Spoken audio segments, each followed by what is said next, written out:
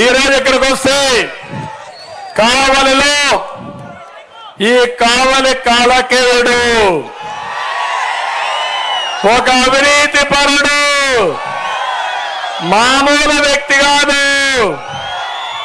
నాకు తెలిసిన తర్వాత ఇలాంటి ఎమ్మెల్యే నేను ఎప్పుడూ చూడాలా. ఇది ఒక వింత జీవి, విచిత్రమైన మనిషి.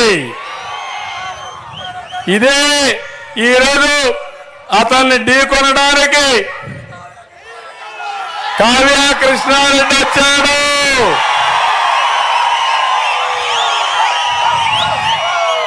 నీకు సరైన మొగుడు కావ్య కృష్ణారెడ్డి.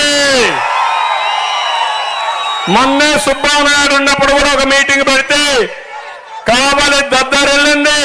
సుబ్బానాయుడు భవిష్యత్తు చూసుకునే బాధ్యత నాది. కానీ ఈరోజు కావ్య కృష్ణారెడ్డి చూస్తా ఉంటే నాకు అనుమానమే లేదు. ఈ సీటు గెలుస్తున్నాం, గెలిచాం.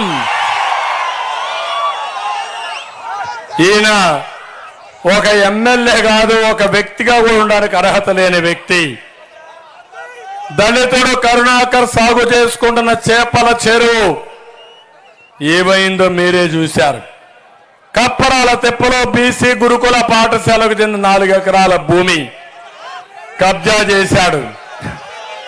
సెంటు పట్టాల భూములు ఎంత డబ్బులు కొట్టేశాడు తమ్ముళ్ళు? 100 కోట్లు కొట్టేశాడు. అవునా కాదా?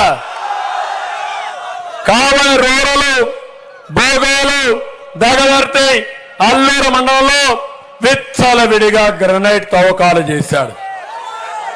భూములు మింగేస్తాడు, గ్రామాలంతా కూడా తవ్వుకొని వెళ్ళిపోతాడు, ఎక్కడెక్కడో అమ్ముకుంటాడు. రిజిస్ట్రేషన్ చేస్తే కమిషన్ ఇవ్వాల, హౌసింగ్ కాలనీ వేస్తే కమిషన్ ఇవ్వాల, లేఅవుట్ అయితే గద్దల మారిగా వారిపోతున్నారు.